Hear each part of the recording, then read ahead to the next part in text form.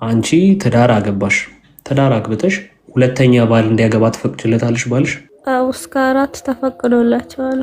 ትፈቅጅለታለሽ አንቺ 4 ሚስት ባንቺ ላይ እንዲያገባ? የአላህ ትእዛዝ ስለሆነ መከልከል አልችልም ከፈለገ። እሺ ለአንቺ ማማከር አለበት ሲያገባ ወይስ የለበትም? ምን ማሳብለ ለሴቶች ሲያማክሩ ሴቶች እምቢ ማለታቸውን ስለሚያዩ እኮ ነው በድብቅ የሚያገቡት። እሺ አንቺ ለምን እንድታገቢ አልተፈቀደልሽም እንዴ? ሴትና ወንድ አንድ አይደለም። ምንድነው ልዩነታችሁ? እንዲህ ሴት ልጅ ብዙ ወንድ ማግባት አይፈቀድም። ቢያንስ ለምሳሌ ባሏ ከሞተሽ እኮ ለምን አልተፈቀደላትም ነው? ባልያላት 4 አይቻልም። ለምን አልተፈቀደላትም? ወንድ ለምን ተፈቀደለት? ሴት ለምን አልተፈቀደላትም? ሴት ሁሉም ወንድ ጋር መሄድ አትችልማ። ወንድ ግን ሁሉም ሴት ጋር እየሄዱ በሽታ ነው የሚያመጡት። በሽታ ከሚያመጡ 4 ማግባት የሚሻል ይመስለኛል። እድሜሽን ልወቀው? 19 ጥሩ። አንድ ሴት ልጅ ሳታገባ ካላገባችና ስሜቷ ከፍተኛ ከሆነባት መቆጣጠር ካልቻለች ምን ማድረግ እንዳለባት እስልምና ይናገራል። እንጃኔ ይሄን አላውቅም። ምን ተብሏል? አሰማው ይሄን ጥያቄ አንተስተለኝ ሰማ። ምን ይላል መሰለሽ? በቆዳ የተሰራ የወንድ ብልት የሚመስል ወይም ዝኩኒ ትጠቀም ይላል። እስኪ ያሳየኝ የቱ ጋር እንደሱ የሚለው። እሺ ያሳይሻለሁ ካለ ትክክል ነው? ትክክል ነው ትያለሽ? ትክክልማ አይደለም። ቁርአን እንዴት እንደዛ ይላል? ሲጀመር አይልም። እሺ ቁርአን ላይ አይደለም፣ የመጽሐፍት ላይ ነው፣ የኪታብ ላይ ነው። አሳየኝ። እሺ እንደዛ የሚል ሐዲስ እኔ እንጃ አልሰማሁም እስከዛሬ። እናንተ ጋር ሰማሁ አለው። ጥያቄሽን ጠይቂ። ምንድነው ጥያቄ? ስለ ኢየሱስ። እሺ ስለ ኢየሱስ ምንድነው ጥያቄሽ?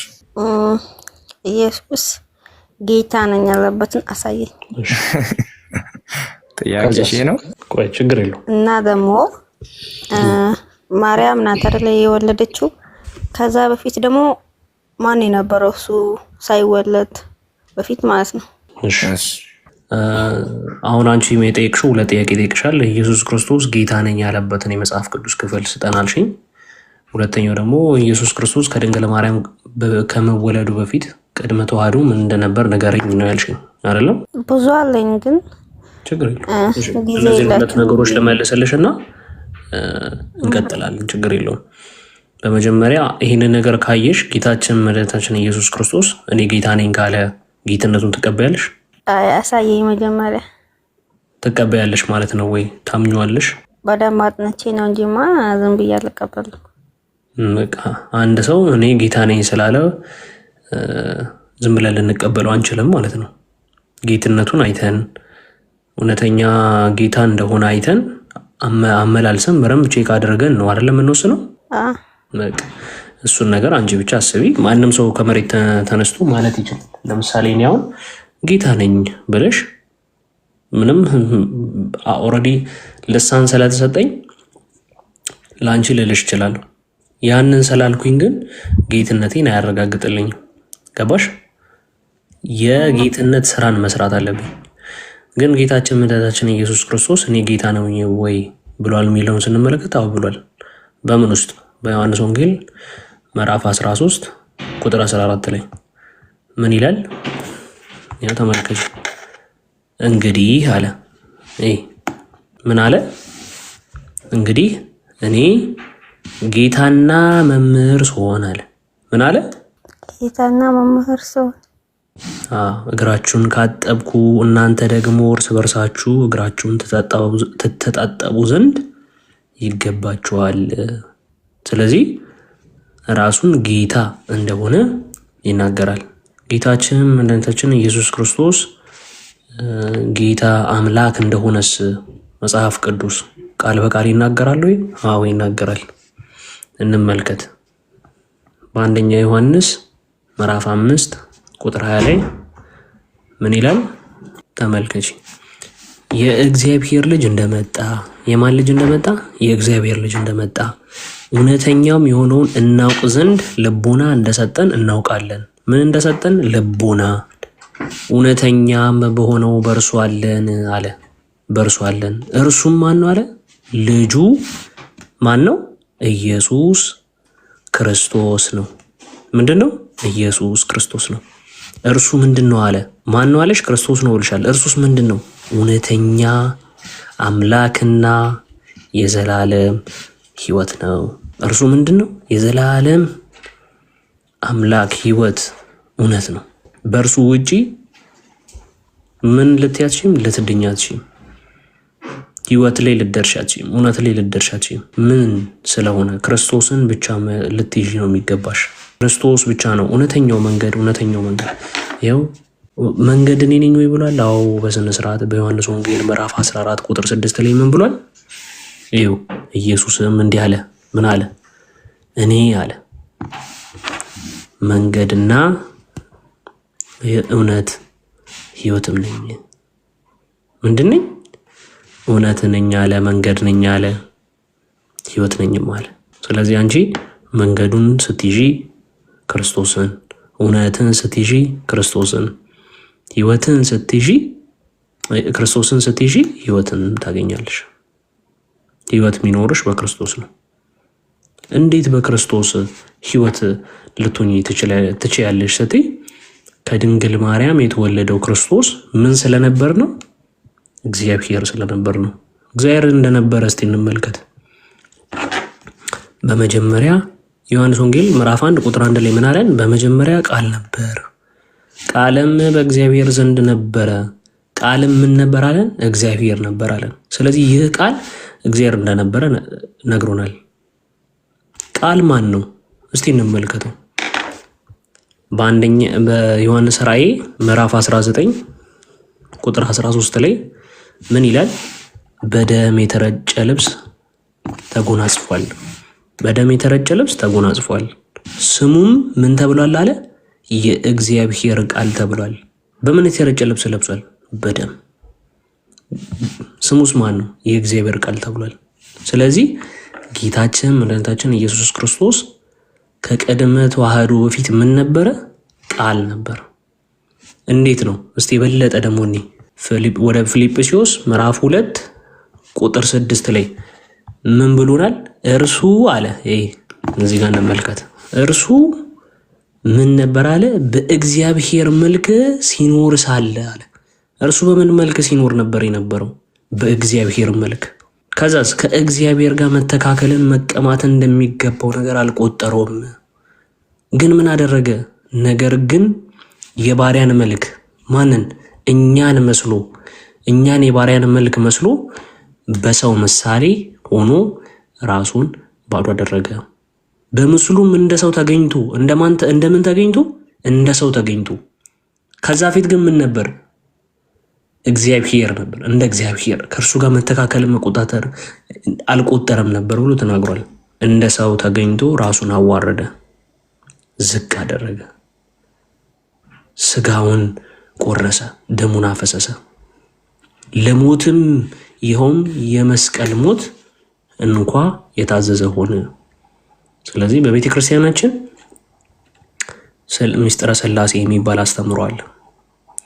እግዚአብሔር ስንል አንድ አምላክ ነው። በቃ እኛ የምናመልከው አንድ አምላክ ነው። ይህ አንድ አምላክ ራሱን በሶስት አካላት ገልጿል። አብ፣ ወልድ፣ መንፈስ ቅዱስ ሥላሴ የምንለው ማለት ነው። ስለዚህ ከሶስቱ ቅዱስ አንዱ ቅዱስ ምን አደረገ? ስለኛ ሲል ምን ሆነ? የባሪያን መልክ ይዞ በሰው አደረ። ከማን ተወለደ? ከድንግል ማርያም። ከድንግል ማርያም ስጋን ነሳ።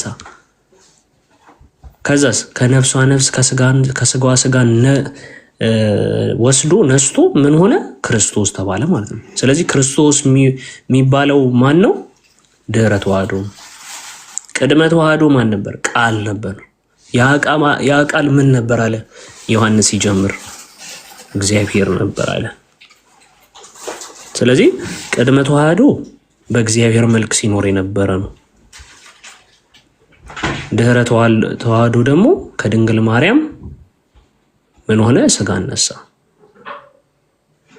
እሺ፣ እዚህ ጋር ያልገባሽ ነገር ካለ ጠይቅኝና እኔም ደግሞ የሚያጎደልኩት ካለ ወንድሞች ይጨምራሉ። ሌላ ቀን ጠይቃለሁ።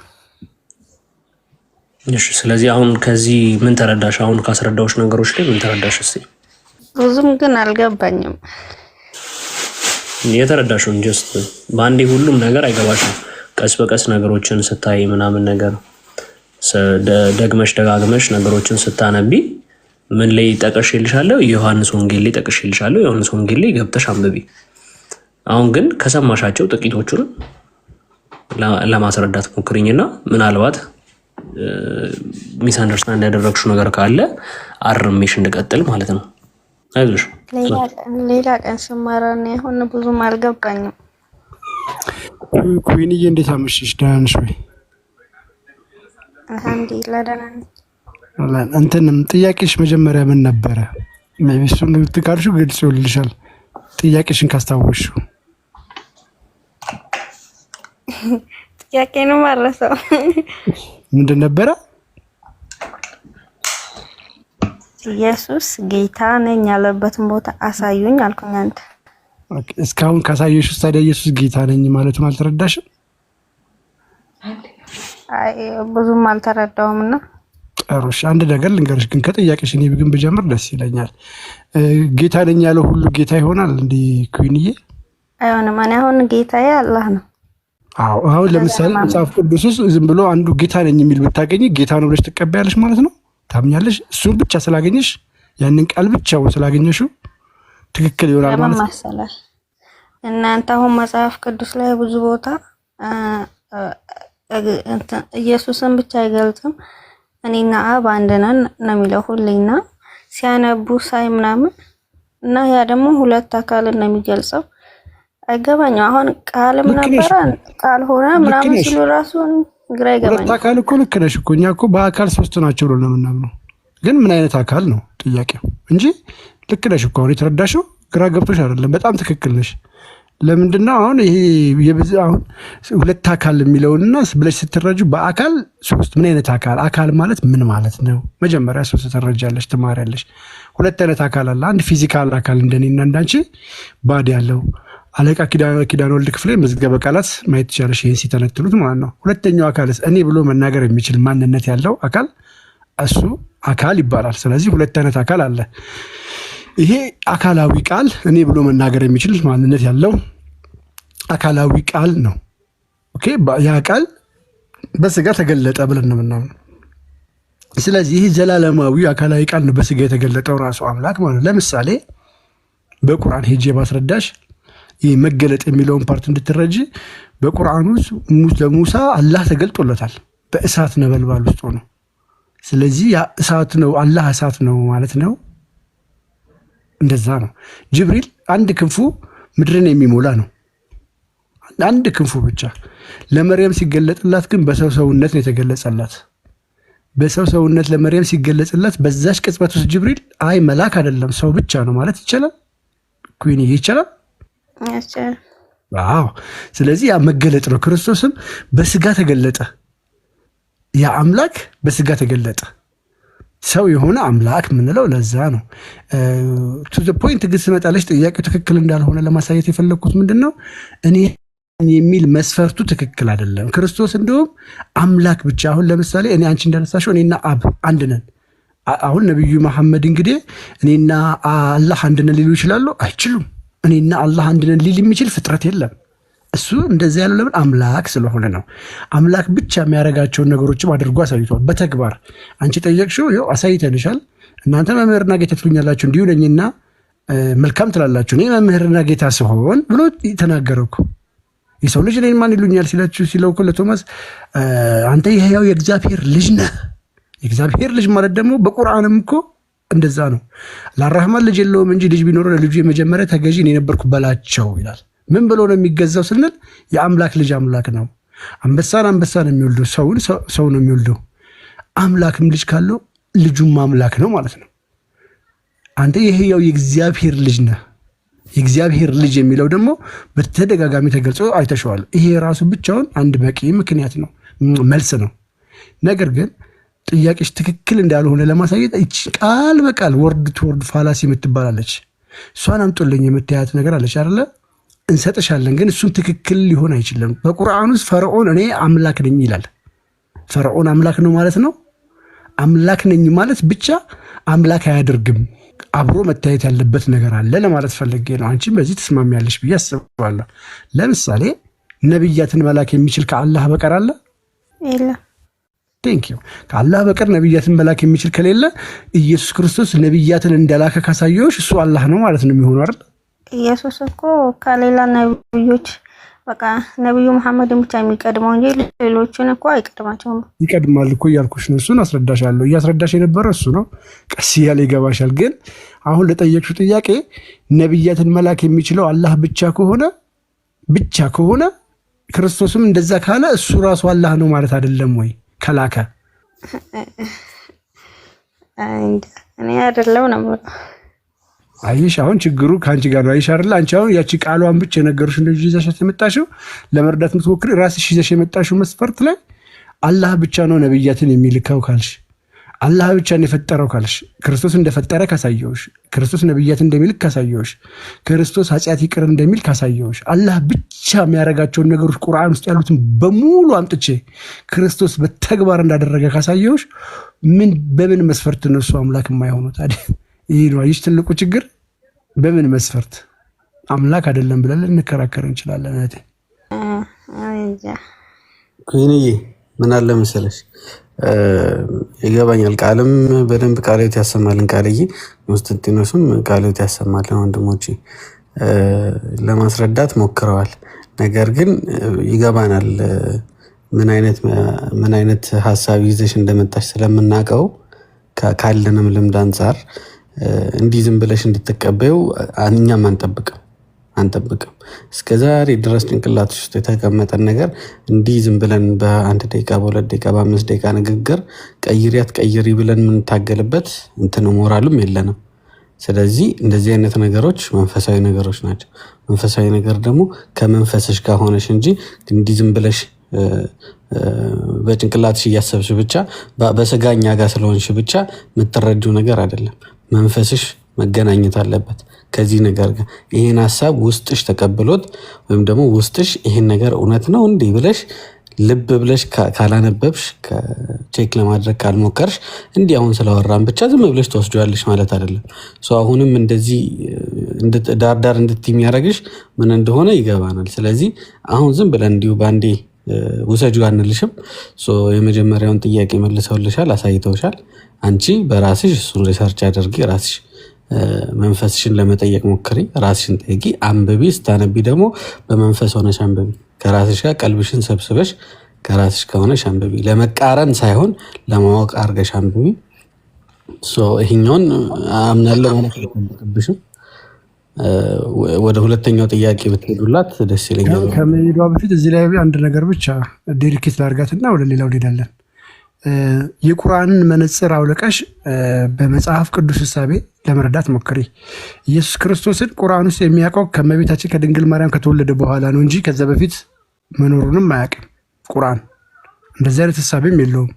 ኢቭን ኢፍ ሆሊ ስፒሪትንም አያውቅም፣ መንፈስ ቅዱስን ማለት ነው። ቁርአን የማያውቀውን ነገር ሊነግርሽ ስለማይችል እኔ የማውቀውን ነገር ብቻ ነው ልነግርሽ የምችለው። የማላውቀውን ነገር ልነግርሽ አልችልም። አደለ ኩን? እኔ የማውቀውን ነገር ብቻ ነው ልነግርሽ የምችለው እንጂ ለማላውቀውን ነገር ልነግርሽ አልችልም። ከሆነ መጽሐፍ ላይ እዛ መጽሐፍ ላይ ከተጻፈው ነገር ብቻ ነው እንጂ ከዛ ውጭ ልታውቂ ትችያለሽ? እኛ እኮ ኢሳን እኮ ኢየሱስን እኮ እኛ እኮ አልካድንም፣ ነብይ ነው እንጂ ምንለው አታውቁ። እሱን ትላላችሁ፣ ግን የምታውቁት ጅማሮውን ብላችሁ ጅማሮ አለው ብላችሁ ታምናላችሁ፣ ወይ ደግሞ መጀመሪያ አለው ብላችሁ ታምናላችሁ። መቼ ነው የጀመረው ብትባሉ ከማርያም ሲተወለደ ከመርየም ተወለደ ሲባል ነው። ይቅርታ አንድ አይደሉም እና ቀላቅዬ ማውራት የራሱ ቁርአኑ ላይ ኢሳ የተወለደው የመጣው ከመርየም ሲወለድ ነው አይደለ? ከዛ በፊት ነበረ? የኔ በደንብ እንትን አላልኩምና አልቀረውም። እሺ የለም፣ ከዛ በፊት የለም፣ አያውቀውም ቁርአን ማለት ነው። ስለዚህ ኢሳና ኢየሱስ አንድ አይደሉም ስንልሽ አይሽ በምክንያት ነው። ኢየሱስ ግን ከማርያም ከመወለዱ በፊት ቅድመ ዓለም ከመፈጠሩ በፊት የነበረ እሱ ፈጣሪ ነው። ሉክ ቁርአን የማያውቀውን ነገር አንድ ሰጠዎች ማለት ነው። ሄደሽ ኡስታዞችሽን መጠየቅ ትችያለሽ። ማንኛውንም ሰው ጠይቀሽ ነይና ስለዚህ የተለያዩ ሰዎች ናቸውና ይሄኛው ምንድነው ያኛው ምንድነው ለየብቻ ላጥናቸው ወደሚለው ድምዳሜ እንድትመጪ ስለፈለግኩ ነው። ሄደሽ የትኛውንም ኡስታዝ ኢሳ ከመርየም ከመወለዱ በፊት ይታወቃል ነበረ ብለሽ ጠይቂ። የለም ካሉሽ እኛ መጽሐፍ ቅዱስ ግን ክርስቶስ በስጋ ከመገለጡ በፊት አካላዊ ቃል የነበረ ለሱ ጅማሬ የሌለው መሆኑን መጽሐፍ ቅዱስ ደግሞ ይነግረናል። እሱን እናሳይሽና በደንብ ይሄኛን መልከታ መረዳት ትችላለሽ ማለት ነው። አሁን ግን በቁርአኑ መነጽር እያይሽ እኛ ጋር ስትመጪ ቅድመ ዓለም የነበረውን ቁርአኑ የማያውቀውን እኛ ጋር ያለውን እሱን ሚስ እያደረግሽ ስናስረዳሽ ይህንን ስትረጂ ያኛውን ሚስ ስላምታደርጊ ችግር ይፈጠራል። ስለዚህ ሁለቱ ለየብቻ መነበብ መማር ወይ ደግሞ መረዳት ስለሚያስፈልጋቸው ይህንን በዛው የቤት ስራ ልስጥሽና ኡስታዞችሽን ጠይቂና ከዛ ክርስቶስ ማን ነው ኢሳ ማን ነው ብለሽ ሁለቱ ለየብቻ ያቸው ለየብቻ ከነ ማንነታቸው ለመረዳት ሞክሪ። በቀላሉ ክርስትናን ወይ ደግሞ ክርስቶስን አምላክነቱን ለመረዳት ይጠቅምሻል ብዬ ስላሰብኩ ነው። ከጠቀመሽ ያዡ ምክር። አመሰግናለሁ። ቃሎት ያሰማል። ቃል እኔ ምልሽ ኩን ምናልባት ፈቃድሽ ከሆነ እንደ ሴት ልጅ ስለሆንሽ በእስልምና ውስጥ ያለሽ ሴት ልጅ ስለሆንሽ አንዳንድ ነገር በእስልምና ሴት ልጅ በእስልምና ያለውን ነገር ብንጠይቅሽ ይከፋሻል? ከዛ ያልተረዳሽው ነገር ካለ በዛው ሄደሽ ኡስታዞች ጋር ስትጠይቂ ይሄ ከምን አንገል ነው ብለሽም ትጠይቂያለሽ ማለት ነው። ምን ታስቢያለሽ? እኔም አልችለው ጥያቄ ከሆነስ ማትሽም ከሆነ አትችይውም። ከዛ እኛ የሰጠንሽን ማስረጃዎች ምናምን ትይዥና እሱን ሄደሽ ትጠይቂያለሽ። ከዛ ለሌላ ቀን እውቀትም ይሆንሻል ማለት ነው። ምናልባትም ደግሞ ለአንቺም ለመነቂያ ይሆንሻል፣ እንድትነቂ ሊያደርግሽም ይችላል። እሺ ምንድን ነው ጥያቄ? እሺ በመጀመሪያ አግብተሻል አንቺ? ኧረ እኔ አላገባሁም፣ ተማሪ ነኝ ገና። እሺ እድሜሽን ልወቀው? 19 ጥሩ። አንድ ሴት ልጅ ሳታገባ ካላገባችና ስሜቷ ከፍተኛ ከሆነባት መቆጣጠር ካልቻለች ምን ማድረግ እንዳለባት እስልምና ይናገራል? እንጃ እኔ ይሄን አላውቅም። ምን ተብሏል? አልሰማሁም። ይሄን ጥያቄ አንተ ስትለኝ ሰማሁ። ምን ይላል መሰለሽ? በቆዳ የተሰራ የወንድ ብልት የሚመስል ወይም ዝኩኒ ተጠቀም ይላል። እስኪ ያሳየኝ የቱ ጋር እንደሱ የሚለው። እሺ ያሳይሻለሁ ካለ ትክክል ነው። እኔ እንጃ እኔ በምን አንግል እንደዛ እንዳሉት አላውቅም። ግን እኔ እንጃ በምንም አይነት አንግል ቢሉት ዛሬ ነው የሰማሁት ጥያቄ ነው። ብዙ ዛሬ የምትሰሚያቸውን ነገር ገና ሊቀጥሉም ይችላሉ። ስለዚህ ትክክል ነው ትያለሽ? ትክክልም አይደለም። ቁርአን እንዴት እንደዛ ይላል? ሲጀመር አይልም። እሺ ቁርአን ላይ አይደለም የመጽሐፍት ላይ ነው፣ የኪታብ ላይ ነው ካለ ግን ትክክል አይደለም አይደል? አንቺ እንደ ሴት ሳታገቢ ቆይተሽ በዛ አይነት ደረጃ ላይ ብትሆኚ ወንድም እህትሽ ወይ እናት አባትሽ ወይ ጓደኞች መተው አይ እስልምና በቆዳ የተሰራ የወንድ ልጅ ብልት በሚመስል ወይም ዝኩኒ ተጠቀሚ ቢሉሽ ምን ይሰማሻል? አይሉኝ ማለት እንዴ ሙዳውታሩ እንግዲህ ቢሉሽስ እንዴ እነሱ ስላሉኝ ያሉሽ እነሱ ሳይሆኑ እስልምናሽ እንደዚህ ይላል እና አንቺ ተጠቀሚው መፍትሄ ይሆንሻል ብለው ነው እኮ የሚነግሩሽ። እነሱ ከአስተምሮቱ አንፃር ነው ያን የሚሉሽ። አሳየኝ። እሺ እንደዛ የሚል ሐዲስ እኔ እንጃ አልሰማሁም እስከዛሬ። እናንተ ጋር ሰማሁ። እንግሊዘኛ ታነቢያለሽ? አዎ አነባለሁ። እሺ አንብቢልኝ። ኢፍ ኤ ውማን ይላል ጀምር። If a woman is without a husband and ምን ማለት ነው? ተርጉም ይላቸው። እኔ ትርጉም አልችልም። እሺ አንድ ሴት ያነበብክ ተርጉምልኝ በቃ። እሺ አንድ ሴት ያለ ባል and her sexual craving becomes intense ስሜቷ ከፍተኛ ከሆነ some of our companions have said it is permissible for her to take hold of the akran beach ይላል። አክራን ቢጅ የሚባለውን እንትኗን እንድትጠቀም ያዛሉ። which is an object አለ። ከምንድን ነው የተሰራው አለ። ስለዚህ አክራን ቢጅ ስለሚባለው እቃ ከምን እንደተሰራ ሲናገር which is an object made from hide in the shape of a penis አለ። ፒነስ ምን ማለት ነው? ኩዊን ትርጉሙን አላውቅም እኔ። እሺ የወንድ ልጅ ብልት ማለት ነው።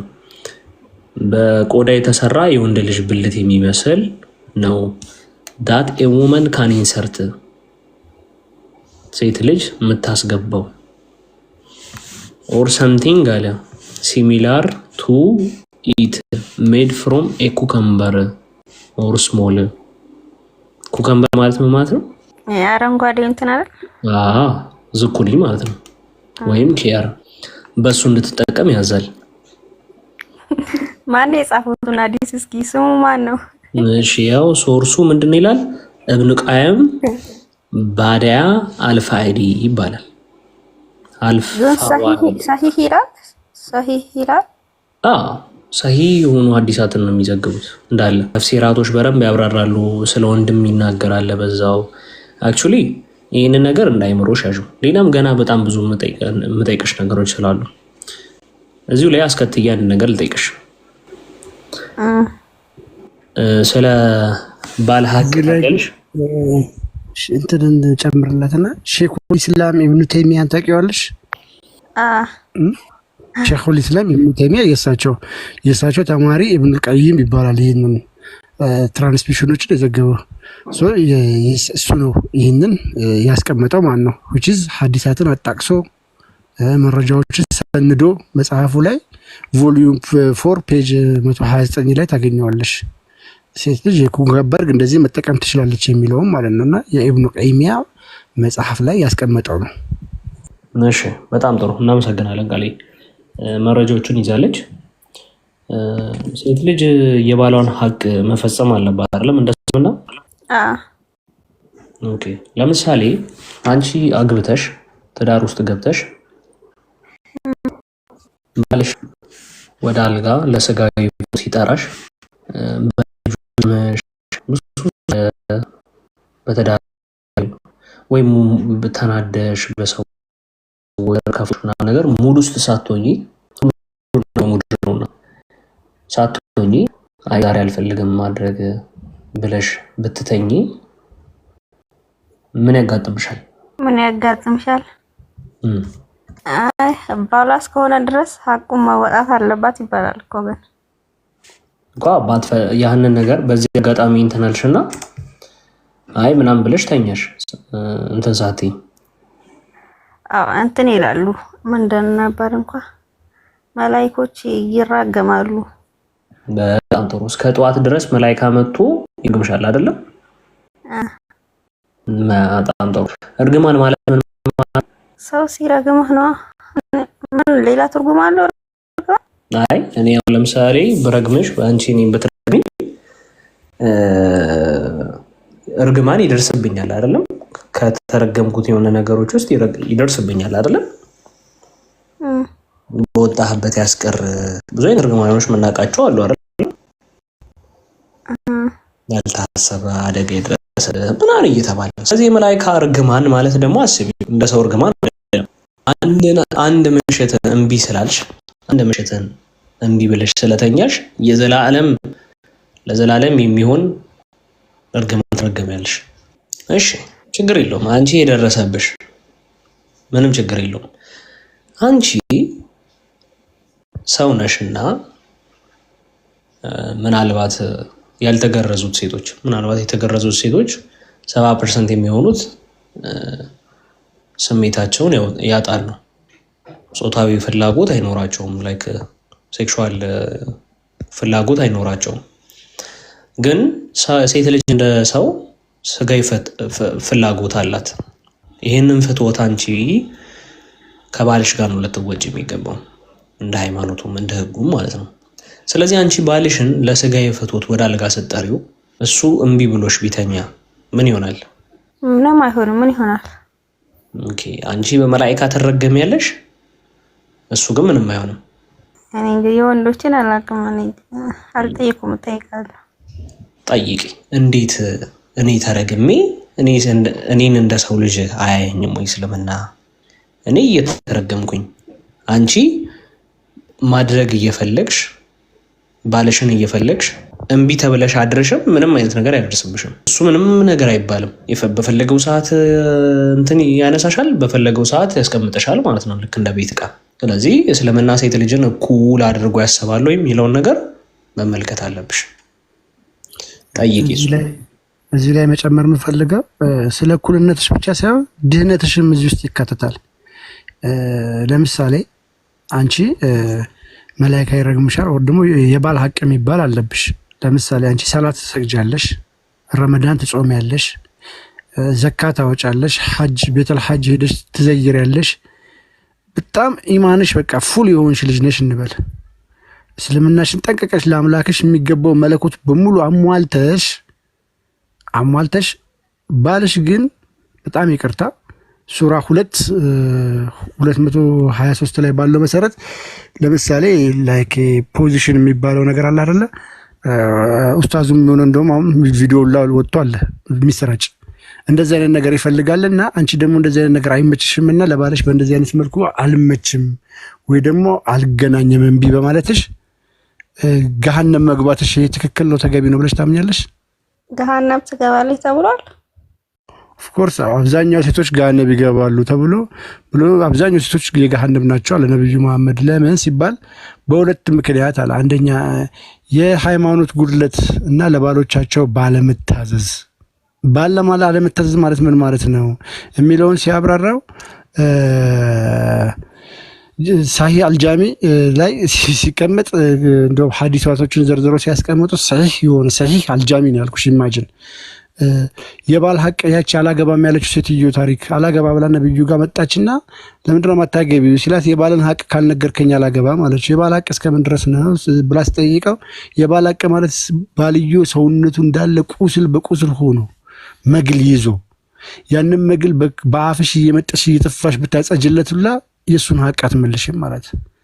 በሌላ ዘገባ ደግሞ ባልሽ አፍንጫ ውስጥ ያሉ ንፍጥ በአፍሽ ምጥጥ እያረግሽ እየተፋሽ ብታጸጅለት አምሶር ይለቃሉ የሱን ሀቅ አትሞይም ይላል። ቃል በቃል እንደዚህ ነው ያለው።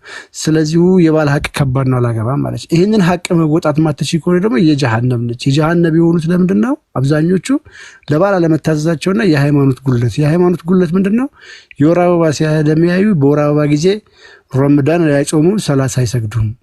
አንዱ ይሄ ነው። ሁለተኛው ደግሞ ለባል አለመታዘዝ የጀሃነም ናቸው ይላል። አንቺ ለአላህ ሰግደሽ ሁሉንም ነገር አሟልተሽ በዚህ ምክንያት ጀሃነም መግባት አይከብድም? እንክፈትልሽ ሐዲሱን እንስጥሽ። አይ ቲንክ የባል ሀቅ ግን በእስልምና ከባድ ነው። ለዛ ይሆናል እንደዚህ ተባለ። ያ ታውቂዋለሽ፣ ከባድ ነው እኮ። ታዲያ አንቺ ሰላትሽን ሰግደሽ ለባልሽ እንግዲህ ሀቅ ማለት በፖዚሽን እምቢ በማለትሽ አንቺ ጀሃነም ድረስ መሄድሽ which is fair ነው ብለሽ ታምኛለሽ እህቴ? አምላክሽ መለኮቱ ለሰለ መለኮታዊ ነገር ሳታጓድ ተገዝተሽ፣ በተቃራኒው ደግሞ እሱ ያንቺን ሀቅ ቢያጓድል እኮ ጀሃነም አይገባም።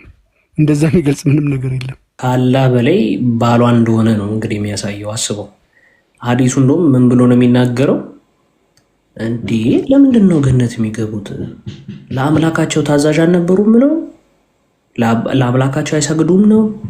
ስለምንድን ነው ሲል አይ እሱን ያደርጋሉ፣ ግን ምን ስለሆነ ለባሏ ታዛዥ አልነበረችም፣ ባሎቻቸውን አመስጋኝ አልነበሩም። ስለዚህ ባልሽን ትታዘዣለሽ፣ ባልሽን ሁሉ ነገሩን ታደርጋለሽ። ካላደረግሽ ግን ምን ትሆኛለሽ? አላህን የፈለገ ነገር ብታመልኪ ብትሰግጂ ምንም ብትይ ባልሽን ግን እንትን ካላልሽ ምን ትሆኛለሽ? ቀጥታ የት ነው ከሳጥንሻ ጋር የት ሲወል። ግን ወንድ ሲሆን በፍጹም የለም። ይህ ለምንድን ነው የሚለውን ነገር እንደ ሴት ልጅ አንቺ ብቻ አይደለሽም፣ እዚህም ስር ያላችሁት ወንድም እህቶች ጠይቁ። እስልምና ሴት ልጅን በዚህ አይነት መልኩ ለምን ያያል? ለምን በዚህ መልኩ ይመዘናል? ቁስል መላስ ምን ማለት ነው? ክብደቱን ለማሳየት ይመስለኛል እንደዛ እንጂ ላሱ ሳይሆን ያው በጣም ከባድ እንደሆነ የገለጸ ይመስለኛል። ላሺን የሚለው እንደውም መሐመድ አንድ ቦታ ምን ይላል መሰለሽ? ሰው ለሰው እንዲሰግድ ባዝ ኖሮ አለ ሚስት ለባሏን እንድትሰግድ አረጋት ነበር አለ። ይህን ያህል ደረጃ ነው። ኩድ ኢማጅን አስቢ ኩኝ። እኔ ይህንን ነገር ብነግርሽ እንደ እህት ነው። ለአንቺ ለወንድሞቼ ባልጨንቅ ይህንን ነገር ሼር አናረግም። እኔ አሁን እንደ ራሴ እኔ ራሴን ወክዬ ስነግርሽ እዚህ ውስጥ ካለን ወንድሞች ውስጥ እኔ እንደ ራሴ ስነግርሽ ከልቤ ሆኜ ነው ይህን ነገር ሼር ማደርገው። አዝኜ ምክንያቱ ስለምንድን ነው? በጋራ ኑ እናንተ የአባቴ ብሩካን ዓለም ከተዘጋጀላችሁ ጀምሮ የተዘጋጀላችሁን የእግዚአብሔር መንግስት ውረሱ እንድንባል እፈልጋለሁ። አብረን በጋራ ያቺን ቃል አብረን እንድንሰማ እፈልጋለሁ። ክርስቶስ በመጣ ጊዜ በቀኝ ልክ እንደ በጎቹ እንድንቆም እፈልጋለሁ።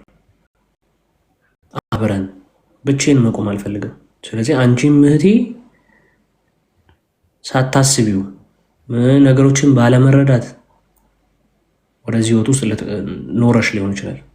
ከእናት ከአባት የተቀበልሽው ህይወት ሃይማኖት ሊሆን ይችላል። ግን ምንድነው ዋናው ነገር? አድገን አይምሮ አመዛዛኝ አይምሮ ይሰጠናል ፈጣሪ። ከዛ የበለጠ ደግሞ እንድትነቂ ምን ያደርግሻል? ወደዚህ ቤት ላከሻው። ለምሳሌ ፈጣሪ ስራውን ይሰራል። ምን አይነት ስራውን ይሰራል? መንገድን ያስተካክልሻል። ግን የምትራመጂው አንቺ ነሽ። አንድ ነገር ልንገራችሁ በህይወታችሁ፣ ለክርስቲያኖችም ለእንትኖችም ለሙስሊሞችም። አንድ ሰው ነበር በጣም በእግዚአብሔር የሚያምን እግዚአብሔር የሚፈራ። ይህ ሰው እግዚአብሔር አለ ሁሉን ነገር እግዚአብሔር ያደርጋል ብሎ ነው የሚያስበው። ከዛስ ምን ሆነ? አንድ ቀን ከባድ አውሎ ነፋስና ማዕበል ወደ ሰፈራቸው መጣ። ከዛስ ይህ ሰው ተደናገጠ፣ አየ ምናምን። ከዛ እንዳለ የአካባቢ ሰው መውጣት ይጀምራል። ከዛ ወደ 14 ዓመት ምናምን ነገር ሳያወሩት የኖሩት ጎረቤቶቹ ና አብረህን ሽሽ፣ ና ከኛ ጋር ሂድ ይሉታል። ሂዶ እናንተ በእግዚአብሔር ማታምኑ እሱ አለ ችግር የለውም ይላል። ኦኬ አሁን ውሃው ከፍ እያለ መጣ፣ መሙላት ጀመረ። በጣም እየከበደ መጣ። ጣራ ላይ ወጣ ሰውየው። ከዛ የሆኑ ድንገተኛ ጀልባ አድኖች መጡ፣ ነፍስ አድኖች መጡ። ና እኛ ላይ ውጣ ና ይሉታል። ና እንውሰድ ሲሉ እናንተ በእግዚአብሔር ማታምኑ እሱ አለ ችግር የለውም እሱ እኔን እንትን ይለኛል ጥሎ አይጥለኝም ይላል። ኦኬ እሺ በቃ ብለው ጥለው ይሄዳሉ። ለምኑ ጥለው ይሄዳሉ። በሶስተኛ እንደዚሁ ነፍስ አድን በሄሊኮፕተር እየዞሩ ያለ የቀረሰው ካለ እየተሽከረከሩ ሲሄዱ ቀጥታ ወደ እነሱ ይመጣና መብራት አድርገው ሰንሰለት ይልኩለታል። መሰላል ና ውጣ ይሉታል። ኧረ እናንተ ወደዚህ ሄዱ፣ እግዚአብሔር አምላክ አለ ጥሎ ማይጠል እሱ አለ እሱ ያድነኛል ይላል። ከዛ ይህ ሰውዬ ጥለው ትሄዳሉ። ለመኑ ጥለው ትሄዳሉ። ይህ ሰውዬ ሰምጦ ይሞታል። ለፍርድ ቀረበ። እንዴት እግዚአብሔር አምላክ ሆይ አንተ እንዴት በአንተ አምኜ በዚህ አይምሮ እንትን ብዬ አመዛዝኜ እግዚአብሔር አምላክ አንተ አለ ብዬ ሁሉ ነገር እንትን ብዬ በአንተ ተማምኜ ሁሉን ዞር አድርጌ እንዴት አንተ ችላ ትለኛለህ ትክደኛለህ ይላል። አስቢው፣ ብዙ አይነት ኦፖርቹኒቲዎች ይሄ ሰው ተሰጥቶት ነበር። እግዚአብሔር አምላክ 14 ዓመት አናግረውት ማያውቁትን ሰዎች እንዲያናግሩት ልባቸውን ከፈተ። ይህንን ኦፖርቹኒቲም እግዚአብሔር አስተካከለለት፣ ግን አልተጠቀመም። ሂዱ ከዚህ እናንተ ብሎ ያንን ኦፖርቹኒቲ ገፋ። እግዚአብሔር ጠሩ አልጣለውም። ሁለተኛ የነዛን የነፍስ አድን አይን ወደ እሱ አደረገ። ና አሉት እምቢ አለ። እግዚአብሔር አሁንም ጥሎ ማይጥል ነው። ምን አደረገ? ሶስተኛ ቻንስ ሰጠው። የነዛን የነፍስ አድን አይኖች ወደ እሱ አደረገ። ተመለከቱት። ና ነፍስን አድን ና ሲል ሂዱ ከዚህ እናንተ በእግዚአብሔር ማታምኑ። እግዚአብሔር ግን 3 ቻንሶችን ሰጠው ነፍሱን የሚያተርፍበትን። ግን አይኑንም ጆሮውንም ዘግቶ ምን አደረገ? ኦፖርቹኒቲውን ሳይጠቀም ተወ። ብዙዎቻችን አለን እግዚአብሔር አምላክ ያመቻቸልንን ምን እየገፋን የተውን፣ በትዳር መልኩ በሉት፣ በመልካም ህይወት በሉት፣ ካለንበት ኦብስታክል መውጣት በሉት። እንዲሁም ሙስሊም ወንድሞች ያጋጠማችሁን ይቺን የእግዚአብሔርን ቃል የክርስቶስን አምላክነት ህይወት የሆነውን መንገድ የሆነውን የዘላለም እውነት የሆነውንም ክርስቶስን እንድታውቁ የተመቻቸላችሁን ብዙ ኦፖርቹኒቲዎች ገፍታችኋል። ይህ ቲክቶክ ለሌላ ዓላማ ቢፈጠርም እግዚአብሔር አምላክ ይህ ነገር ተመቻችቶ ብዙዎችን ወደ ህይወት ወደ ብርሃን እንዲመጡ መንገድ ከፍቷል። እግዚአብሔር ሁሉ ፈጣሪ ይልካል ለሁሉ ለሚያስፈልገው ሁሉ እንዲደርስ እያደረገ ነው። እግዚአብሔር ላንቺ ትክክለኛውን ነገር እንድትረጂ መጥቶልሻል። እድሉን አግኝተሻል። እንዲህ ቁጭ ብሎ የሚያስረዳሽ ማን አለ? እኔ መልኬን አታውቂው፣ ስሜን አታውቂው፣ ማንን ምን ልሁን አታውቂ። መጣሽ፣ ተገናኘን፣ ዛሬ ተዋወቅን፣ ተገናኘን። ግን ከልብ ያለውን ነገር እውነት እኔ ጋ ያለውን ነገር ሼር አደረኩሽ። የክርስቶስ ማንነት ሲነገርሽ የነበረውን እውነትን የተደበቅሽውን ነገርን ገልጠን አሳየንሽ። ስለዚህ የዛኔ እግዚአብሔር ደግሞ በሰጠሽ አይምሮ ምን ልታደርግ ይገባል? ልታመዛዝኝ ይገባል፣ ልታስተው ይገባል። አንቺን ብቻ ሳትሆኚ ሌሎችም። እኛም ክርስቲያኖች ምን ልናደርግ ይገባል? በህይወታችን የሚመጣውን ነገር ሁሉ በጠቅላላ ፑሽ እያደረገን ልናባራ አይገባም። ሪሌሽንሺፕ ላይ ያላችሁም ሰዎች ብትሆኑ በሲሪየስ ልታዩት ይገባል፣ እንደዚሁም ላይፍ ላይ። ስለዚህ እያንዳንዷን ነገር በማስተዋል ተራመዱ፣ አስተውሉ፣ አዳምጡ ራሳችሁን። ስለዚህ ግን ምንድነው ተቀብዬ ነበረ ብለሽ ስታይ ብዙ ነገሮች አሳየንሽ፣ መረጃዎችን ይዘሻል ብለን እናስባለን። ሄደሽ ትጠይቂያለሽ። ስትጠይቂ ደግሞ የተባልሽውን ብቻ የተሞላሽውን ብቻ ዝም ብለሽ መቀበል አይደለም ያለብሽ፣ ማመዛዘን። ኦኬ ይሄ ነገር እንደዚህ ተብያለሁ፣ ከዚህ አንቀል ምንድነው ሴንስ ይሰጣል። ለምሳሌ አሁን አንድ ጥያቄ ልጠይቅሽ፣ ማይክሽን ክፈቹ ካለሽ። አንቺ ትዳር አገባሽ፣ ትዳር አግብተሽ ሁለተኛ ባል እንዲያገባ ትፈቅጅለታለሽ? ባልሽ አው እስከ 4 ተፈቅዶላቸዋል እኮ ነው። ትፈቅጅለታለሽ አንቺ 4 ሚስት ባንቺ ላይ እንዲያገባ? የአላህ ትእዛዝ ስለሆነ መከልከል አልችልም ከፈለገ። እሺ ለአንቺ ማማከር አለበት ሲያገባ ወይስ የለበትም? ምን ማሰብለ ለሴቶች ሲያማክሩ ሴቶች እምቢ ማለታቸውን ስለሚያዩ እኮ ነው በድብቅ የሚያገቡት። እሺ አንቺ ለምን እንድታገቢ ያልተፈቀደልሽም እንዴ? ሴትና ወንድ አንድ አይደለም። ምንድነው ልዩነታችሁ? እንዴ ሴት ልጅ ብዙ ወንድ ማግባት ቢያንስ ለምሳሌ ባሏ ከሞተ እሺ እኮ ለምን አልተፈቀደላትም ነው? ባልያላት 4 አይቻልም። ለምን አልተፈቀደላትም? ወንድ ለምን ተፈቀደለት? ሴት ለምን አልተፈቀደላትም? ሴት ሁሉም ወንድ ጋር መሄድ አትችልማ። ወንድ ግን 4ቱንም ሴት ማግባት ይችላል እኮ። ለምን? አሁን እኔ በፍጹም ምን ያውን አልፈልግም። አንድ ሚስት አለች፣ ከሚስቴ ጋር በፍቅር ለዘላለም እንኖራለን። ፍሬ ሰጠንም አልሰጠንም እግዚአብሔር ባርኩ ሁሉን ነገር አደረገልንም አላደረገልንም ከሚስቴ ጋር አጠገብህ ስላለች ነው አሁን እንደዚህ የምትለው። ግን አንተ ወይስ አሁን አጠገቤ የለችም? አይ ወንዶች ለምን መሰለህ ሁሉም ሴት ጋር እየሄዱ በሽታ ነው የሚያመጡት። በሽታ ከሚያመጡ 4 ማግባት የሚሻል ይመስለኛል። ኦኬ ስለዚህ ከ4ቱ አንዷ ከታመመች 3ቱም እንደሚታመሙ 4ቱም እንደሚታመሙ ታውቂያለሽ አይደል? እንዴ ሳትመረመር አይቻልማ። አይ ኖ ከዛ በኋላም እኮ ዛሬ ስለተመረመርሽ ነገ ዛሬ ደህና ከሆንሽ ነገ ደህና ትሆኛለሽ ማለት ነው እንዴ? እኔ እንጃ ይዛን አላውቅም። ግን ያው ብቻ ወንዶች በአንድ ሴት ስለማትረጉ ነው። ለዛ ነው። ማን ነው አትረኩም ያለው? ምን የሚባል ነገር አለ? እንደየኔ እየነገርኩሽ አይደል እንዴ? ሚስቴ ለኔ ከበቂ በላይ ነች። ከልብ ይወዳታለሁ፣ ከልቧ ትወደኛለች። እኔ አሁን ሁሌም ባገኘሁት ሰዓት ሁሉ ነገሬን ለሰጥቻት ሁሉ ነገሬን ሰጣኝ ነው ምን ኖረው። ሌላ ሴት ምንም ልመኝ አልችልም ከሱ ውጭ አሁን ይሆናል። ስለዚህ ይሄን ነገር ራሱ ልታስብ። አሁን ብዙ ሴቶች አሉ 4 ማግባት የሚፈልጉ። አንቺ አሁን ለምሳሌ 4 ማግባት ላትፈልጊ ትችላለሽ፣ ግን የሚፈልጉ አሉ፣ ግን ተከለከሉ። ለምሳሌ እሺ ሌላ ነገር ልንገርሽ። ለአንድ ወንድ በጀነት ምን ይሰጠዋል? ለአንድ ወንድ በጀነት ምን ይሰጠዋል? እንዴት ማለት በቃ ጀነት ሲገባ ምን ይሰጠዋል? በጀነት ከሚያገኛቸው በረከቶች ውስጥ አንዱ ምንድን ነው? ሚስት ማግባት ከፈለገ ያገባል። አልሁረላይን አሉ አይደለም? እዛ ሁረላይኖች አሉ አይደለም? እዛ ጀነት።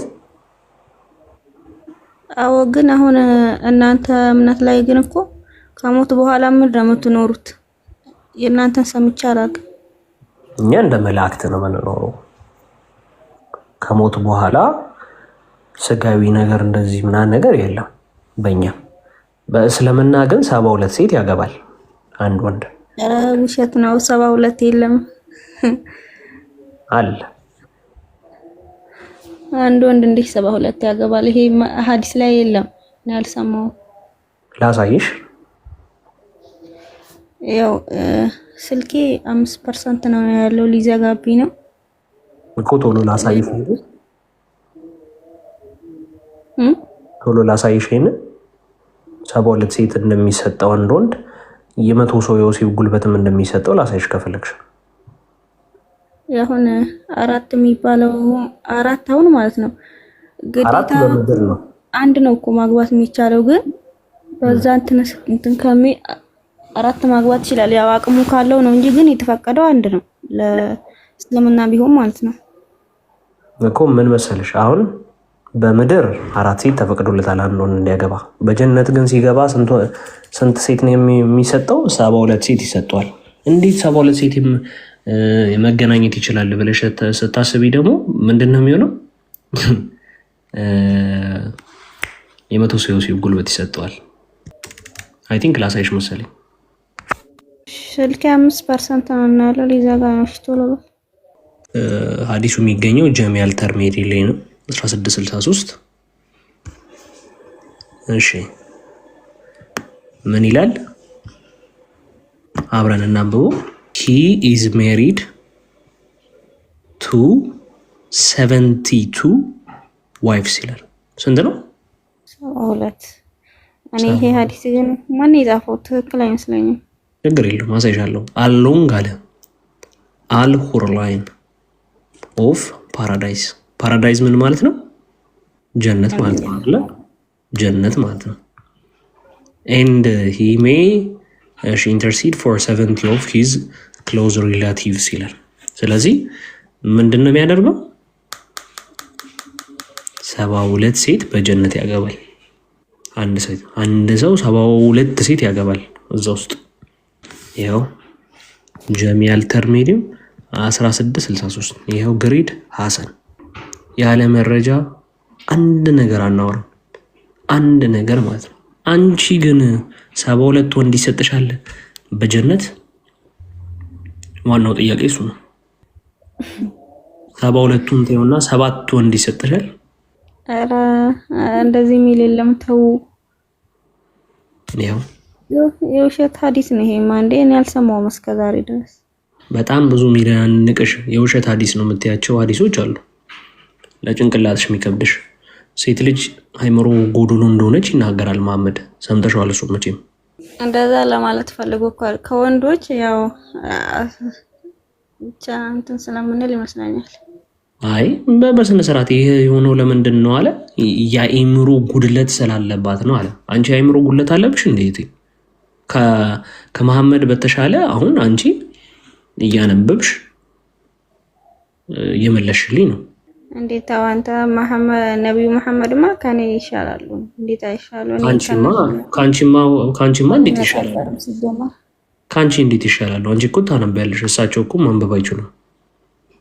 ኧረ ከኔ ይበልጣሉ። አንተ ማንበብ እና መጻፍ ይችላሉ መሐመድ? ማንበብ እና መጻፍ ይችላሉ መሐመድ? ማንበብ እና መጻፍ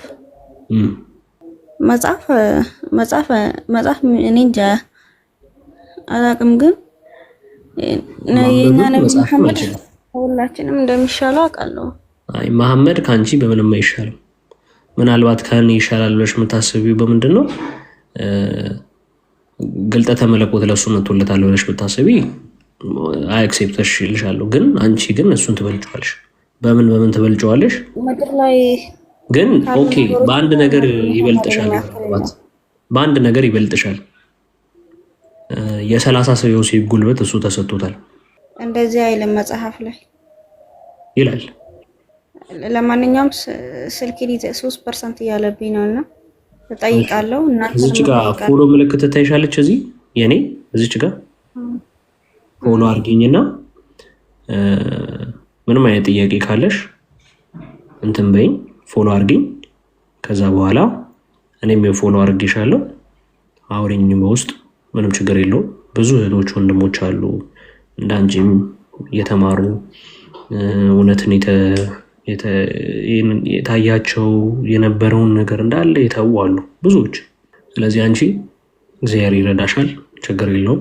አሁን የሰጠውሽን ነገሮች ተመልከቻቸው፣ ጠይቂ ሄደሽ ከምን አንግል ነው ሴት ልጅ እንደዚህ ተብላለች፣ ለወንድ ልጅ ለምን እንደዚያ ለሴት ልጅ ምን ይሰጣታል በጀነት? ለወንድ እንደ 72 ሴት የሚሰጣት ከሆነ እኔ ስንትን ምን ይሆንልኛል? እኔን የስጋዊ ፍላጎቴን ባሌ ካላሟላልኝ እሱ ለምን አይረገምም? ሴት ልጅና ወንድ ልጅን ለምን እኩል አድርጎ አያይም ብለሽ እንትን በይ። ለምንድን ነው ከሃይማኖት ሲወጣስ ሰው የሚገደለው ብለሽ ጠይቂ በዛው። ምክንያቱም ከሃይማኖት ለቀሽ ስትወጪ ስለምትገደይ። አይገደልም። ለምን መሰለ ብዙ አንዳንድ ሰው የሚወጣ አለ። ግን እስካሁን እስላም እኮ ገዳይ አይደለም። ለምን እንደዚህ የምትሉት እናንተ? ምን ይላል? አሉን እኮ ክርስቲያን ቤተሰቦች ግን ምን ይላል? ኢትዮጵያ ስለሆነ ነው እሱ ሜሴንጀር ኦፍ አላህ የአላህ መልእክተኛ እንዲህ አሉ፣ whoever changes his religion ሃይማኖቱን የቀየረ ሰው kill him። እንደሱ እኮ መጽሐፍ ቅዱስ ለግን ውስጥ ሃይማኖቱን ለቆ የወጣ ሰው ግደሉት የሚል ካለ አሳይ። ውስጥ ልክልሃል ላኪ ደስ ይለኛል። ችግር የለውም። አለ ምትይው እንዳለ ጥያቄ አውሪኝ፣ ችግር የለውም። ጊዜ እሰጥሻለሁ። አንቺም ጠይቂ ጥያቄዎቹን። ይሄ ሐዲስ የሚገኘው በሱናን አናሳይ 4059 ላይ ነው። ይህን የተናገሩት ነብዩ መሐመድ ነው። በሳያል ቡካሪ ላይም አንድ ለነዛው 30:17 ላይ አንገቱ ታንቆ እንዲገደል እኔ ግድያ ራሱ ልክልሻለሁ። ሲገደሉ ልክልሻለሁ። አንቺ ካልደበረሽ ትክክል በስንት ስርዓት ሲገደል አሳይሻለሁ። እጅ ሲቆረጥ አሳይሻለሁ። እንዲቀደው ልቡን ሲያወጡት አሳይሻለሁ። እያንዳንዱን ቪዲዮ ልክልሻለሁ። ምንም እንዳታስቢ። ድርጊቱን ማለት ነው። ይደረጋል አይደረግም በመጽሐፍ ተጽፎ ብቻ ነው ያለው፣ ሌላ ነገር ነው። በሸሪያ የሚተዳደር ሀገር ውስጥ ግን ይፈጸማል። ዲሞክራሲ ይዟቸው ነው። ህገ መንግስቱ መጽሐፍ ቅዱስ ላይ ግደሉ የሚለውን እልክልሃለሁ። ሃይማኖቱን ለቆ ወጣ ሰው ይገደል አይደለ የሚለው። እና ለምሳሌ እንደዚህ ይላል፣ ሴት ልጅ በእናንተ መጽሐፍ ላይ ማለት ነው ድንግል ካልሆነች ስታገባት ትገደል ይላል። ለምን ደሞ የምትገደለው? አለቀ እኮ ሴቱ እንደዛ ከሆነ። በጣም ጥሩ። ኦሪት ዘዳግም ላይ ያለውን እንዳለ በሰፊው ሌላም አለ በጎቹን ምናምን በሬዎቹን ግደል ይላልና ለምንድን ነው? ከምን አንጻር ነው? ሞዛይክ ሎ የሚባሉትን በሰፊው አሳይሻለሁ። በሰፊው እዛ ላይ እንዳለ የሚነሱ ጥያቄ ያለ ከእስልምና አክቹዋሊ በሰፊው መልስ ሰተንበታል ከዚህ በፊትም። ግን ለአንቺ ፕራይቬት ኮልም አድርገን ከፈለግሽ አስረዳሻለሁ። ካልሆነም ሌላ ቀን ጆይን አድርገሽ ላይቭን ባትሪሽን ከፍ አድርገሽ ይሄ ከምን አንግል ተባለ ይሄ ከምን አንግል ተባለ ብለሽ እንድጠይቂ ምን አደርጋለን? ጥቅሶች ጽፈሽ ነይና ዘዳግም ላይም ይነሱ አሉ። ስለዚህ በረም ጻፊያቸው ጥያቄ የሚሆንብሽን ነገር በጠቅላላ የሆነ ቦታም ደግሞ አለ በእናንተ አሁን መጽሐፍ ላይ ወንድ የሆነች ልጅ አይቶ ከደፈራት ለስሟን እንትን ስላለ ብቻ በ50 ምንድነው ምናምን ለአባቷ ይስጥ ነው የሚለው። 50 ብር ለአባቷ ይስጥና ያግባ ይላል። ብር ያግባ ይላል። ችግር የለው ያግባት ይላል። አንበቢ ችግር የለውም። እድል እንሰጥሻለን። እሺ ኩዊን በጣም ሪስፔክት አረግሻለሁ። ደስ ብሎኛል ሁላችሁም ሙስሊሞች በእንደዚህ አይነት ሞቲቭ ገብታችሁ ከጠየቃችሁ መልስ ይሰጣችኋል። ማታውቁትንም ነገር እኛ እናጨናንቃችሁ። እኛ የምናስበውን ነገር የተረዳነውን ነገር እንነጋገራለን። በቃ የሚሆነው ይሆናል፣ ማይሆነው ደግሞ አይሆንም ማለት ነው። ስለዚህ እግዚአብሔር ያክብርሽ፣ እግዚአብሔር መልካሙን ሁሉ ያደርግልሽ፣ ወደ ቀጥተኛውን መንገድ ይምራሽ፣ ወደ ብርሃኑ ያመላልስሽ። ይሄ ብርቃት ነው። መላእክት ይረግምሻል፣ እዛ እኔ እዚህ ልመርቅሽ። ደግነቱ አላገባሽም። እግዚአብሔር በስርዓተ ተክሊል እንድታገቢ ያድርግሽ፣ ይርዳሽ። አሜን በይ። እሺ ፎሎ ባክ መልሽልሃለሁ። የእናንተንም መጽሐፍ እና ደግሞ እነዚህ የሃይማኖት አባቶቻችሁ የሚሉትንም ሁሉንም እልክልሃለሁ። ትገልጽልኛለህ ምን ለማለት እንደፈለጉ ቄሶቹ። ምንም እንዳታስቢ፣ ሁሉ ነገር የሚዳኘው በመጽሐፍ ቅዱስ ነው። እያንዳንዷ ነገር እኔ እዚህ ጋር አሁን ተሳስቼ የተናገርኳት ነገር ራሱ ካለች አቃንታችሁ ልትሰሙ የሚገባው በምን አንጻር ነው? በመጽሐፍ ቅዱስ አንጻር ነው። የሁሉ የበላይ ምንድን ነውና ነው? የእግዚአብሔር ቃል ነው። መጽሐፍ ቅዱስ የሁሉ የበላይ ነው። ስለዚህ ምን ታደርጊያለሽ? በመጽሐፍ ቅዱስ ሁሉን ትዳኛለሽ። እኔም በመጽሐፍ ቅዱስ መሰረት እማውቃትን አባቶች ያስተማሩኝን እናት አባቶች ያስተማሩኝን ሼር አደርግሻለሁ። እሺ ዲር። እሺ ግን ደግሞ ስታስተምሩም አሁን አንዳንድ ቦታ ላይ ደስ አይለኝም። የሆነ ርዕሱን አይቼ ራሱ የማልገባበት ቦታ አለ፣ የሚደብረኝ ቦታ ማለት ነው። ነብዩ መሐመድ ብላችሁ ብታስተምሩም ጥሩ ነው፣ ምንም አይጎድልባችሁም። እንደዛ ብትሉም እያላችሁ ብታስተምሩ። እሺ አስተያየት እንቀበላለን። ይቅርታ እንግዲህ ያ ብዙዎች ታውቂው ከምን አንግል እንደሆነ ታውቂያለሽ። አስረዳሻለሁ ነው እሱ በሰፊው። እሺ እሺ በቃ እሺ ልውጣ፣ ሊዘጋ ነውና 2% ያለን አላህ ያክብርልኝ። አመሰግናለሁ። አሜን። እህታችን በርቺ በርቺ በርቺ። እንግዲህ እህት ወንድሞች በጸሎት አስቧት ሁላችሁም። እንግዲህ እህታችን ሲዳና ደሩ ሁሉም ሰላም ደሪ ብሏል። ከስር ኮሜንት ክፈቱላቸው እንጂ ሆስት አለ። ኮሜንት ክፈትላቸው። አፈናቸው። ቃልዎት ያሰማልን ወንድማችን። በጣም በቃ በጣም ነው ደስ የሚለው። አንደበትህ በጣም ደስ ይላል በእውነት። አራተው በእውነት ነው እኮ በጣም የሚገርም ነው ማለት መረዳት የማይፈልግን ሰው ሁላ እንዲረዳ የሚያደርግ አይነት እንትን ነው፣ ጸጋ ነው ያለህና በረከትን ያብዛልህ። እግዚአብሔር ይስጥልን፣ ቃልዎት ያሰማልን ብለናል። አሜን። አብሮ ያሰማል ወንድማችን። እሺ ባይዘው እኔ የምጠይቅህ እኛ እንትን ማድረግ እንችላለን? ምንድነው ሞዴሬተር እንትን መክፈት ይችላል? ኮሜንት ሞዴሬተር አይችልም መሰለኝ። እኔ አላውቅበትም እንዴት እንደሚከፈት። ተከፍቷል፣ በቃ ተከፍቷል። ያጀማ ፈታ በሉ። ይቅርታ አድርጉልን። ስንሰደብ እንግዲህ ከታች እስኪ ፈታ አድርጉን ኮመንታተሮች። ኧረ በእናታችሁ ተናፍቃችኋል። ፈታ አድርጉን እስኪ። ክፉ ኮመንታተሮች እየመጡ ነው በጣም። አንደኛው ልፈነዳ ነበር ይላል።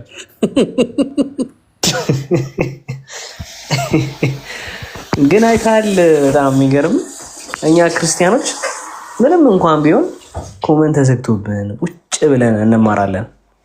እኔ ማውቃትንም ቢሆን ራሱ ቁጭ ብዬ ነው የምማረው። የሚገርም ብዙ ጊዜ ይሄ ትዕግስታችን በጣም እኔ ይገርመኛል። እግዚአብሔር ያክብራችሁ ሁላችሁም። ያ በጣም የሚገርም ነው። ያው የህይወት ቃል እኮ ነው ኮስቴ፣ የህይወት ቃል እኮ እንደዚህ ነው። የህይወት ቃል ህይወት የሚሰጥ ቃል ነው ክርስቶስ የሰጠንና ይህንን መስማት ምንም ላይ ሆነ ቢሆን ብትሰማ ምንም ችግር የለውም። ሰውም ደግሞ በእርግጠኝነት ይህን ከሃይማኖት ውጭ ያሉ ሰዎች ራሱ ልብ አድርገው ነው በደንብ የተማሩት ብዬ አምናለሁ። ኢቨን ውስጣቸው እየታገላቸውም ቢሆን በአግባቡ ተምረውታል ብዬ አስባለሁ። እና ኮንስታንቲኖስ ባይ ዘ ወይ አሁን ለልጆቹ ብለህ እንትን ብለህ ጥያቄ ልመልስ ብለህ እንትኑ እንዳይቀየር ወደ ርዕሱ እንመለስ።